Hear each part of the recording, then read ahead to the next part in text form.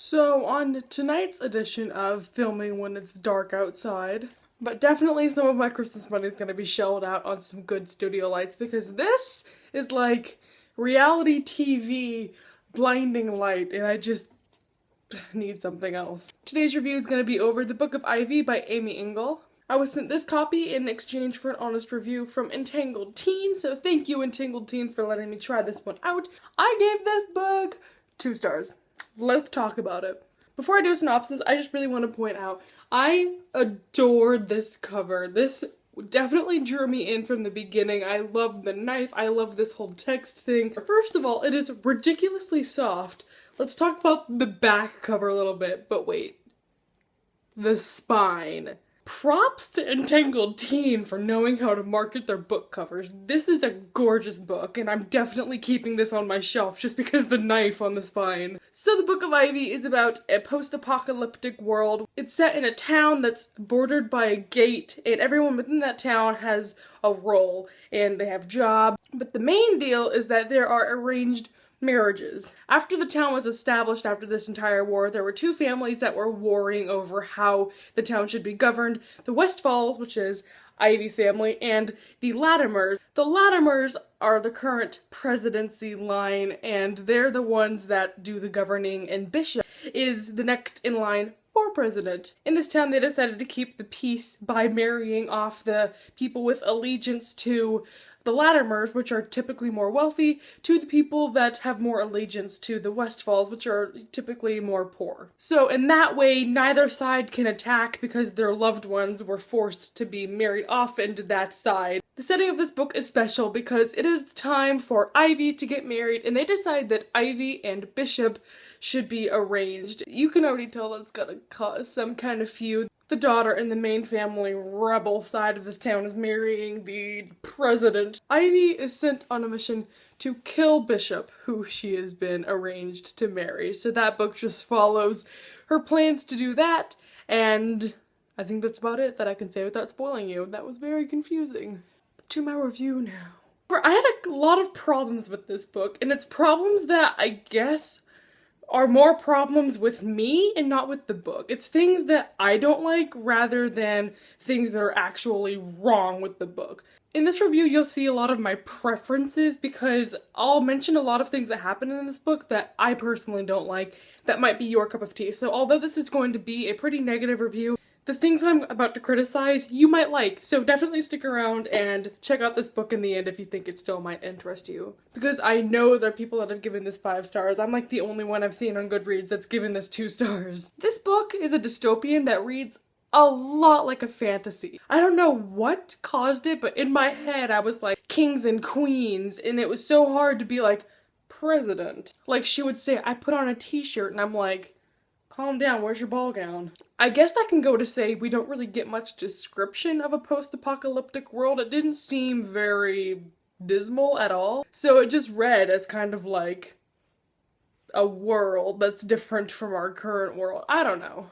One of the problems that I found first and foremost going into this book was that we're kind of just launched into the story. The book literally starts off the morning she's getting married, and so you didn't get a good sense of why they had to kill Bishop. It's explained later, but still you're left kind of having to assume a lot of things. Like, I know reading the book you understand that these 2 families are fighting and it makes sense that she would kill him, but still it seems very robotic for you to start the book out and be like, wow, I have to kill him.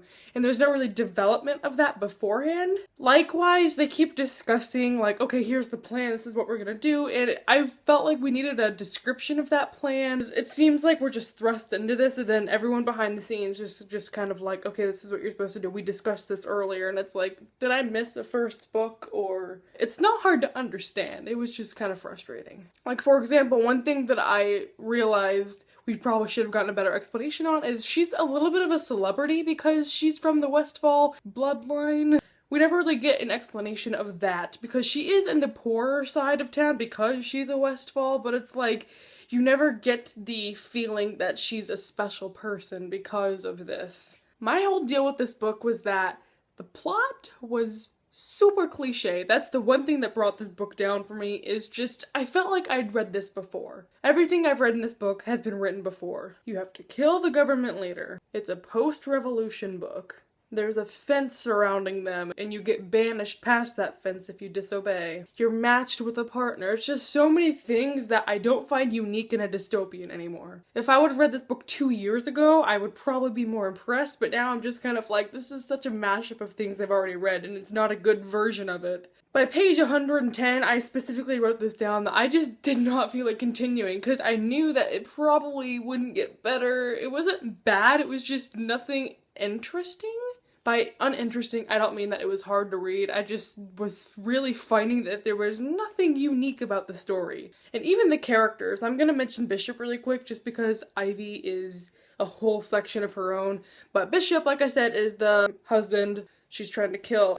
The whole deal with him, that it was really cliche because she kept saying like, oh, Bishop is so different and he's so special. He's so complex and unique, and it's just like, no, he's not. I read this a million times. I mean, he could have been, but it's just, can you see how that would be a cliche thing where it's like she's sent to go kill him, but then she gets there and it's like, oh, my heart be still, he's not a ruthless murderer. Like I said, Ivy. Again, Ivy just wasn't a unique character to me. I feel like I've read her before. She just came off very annoying to me. She just had a super irritating attitude the entire book. She had such a bad temper when she was trying to be subtle, trying to spy on the president, trying to follow through with her plans to kill Bishop and all that stuff. She was such a bad actress at doing it. That's what killed me. She was never happy in this book. She was always irritated about something. She had so many opportunities to have everything be okay, but she just was constantly pessimistic, and that was so exhausting to read. And I remember complaining to my friends about this. During like the middle of the book, she like refuses to get close with Bishop, but I know that that's probably more of a political standpoint, like if he's gonna be eliminated I can't get attached. But it's like, if you're gonna try and play the part of a wife, you might as well, like, I don't know, sleep in the same room as him. It just seemed really absurd to me that even though in the back of her mind she was recognizing and saying like, oh, my heart fluttered when I saw him, she still refused to touch him or get near him, and that goes back to the whole bad acting thing. But like, let's just step back for a second. If this was me, I would be all over him. She refuses for so long to get near him and to be with him. She knows she's gonna terminate her own relationship, but it's like, why would you not do it? If anything, just to seem like you're filling the role until you kill him. But second of all, like, he pretty cute. He's like the richest guy in the entire city, so why wouldn't you hop on that?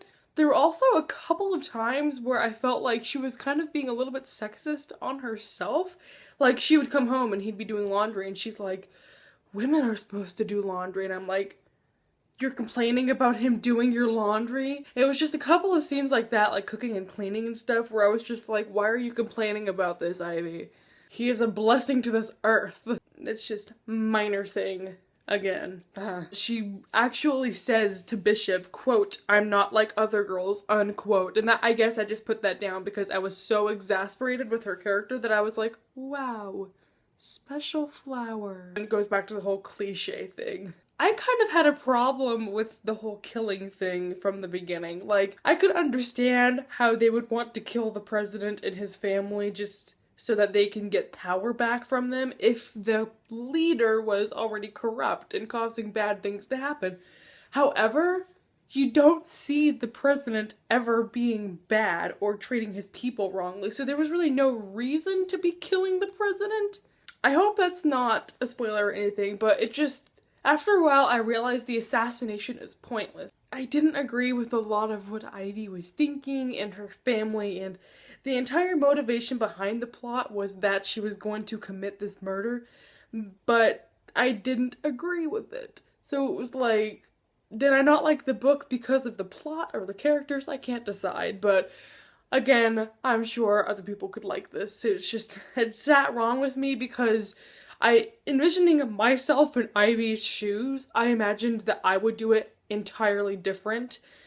So I guess that's my main problem, was that I couldn't relate to Ivy. I didn't really understand how she was thinking. I'm glad that I hung on and kept reading because it got very addicting. Took a couple of twists that I didn't necessarily see coming, but I will say this is really starting to mirror the Matched trilogy. I hated that book. This is definitely better than that, not by much, but better. I don't know if I'll pick up the second book. It's definitely something to check out. If I don't end up reading it, I'll probably want to know what happens. I guess it has kind of stuck with me a little bit. But overall, just not very a memorable book because Ivy's annoying. Bishop is kind of flat. I think Ivy kind of ruined Bishop for me because he would just exist and she'd be like, OMG, perfect human being, OMG, he's so special. And that, I was like, ugh. I'm just blabbering on about the same things over and over, so I hope you have the gist of this I was gonna say review and book, revruck, whatever that is. This book is out in stores now. I think it came out in September, October. Yeah, this was a long review. I'm not sorry. So thank you for watching, everybody. Hope you enjoyed it. Let me know if you picked this book up, and until then, I will see you next time. Goodbye.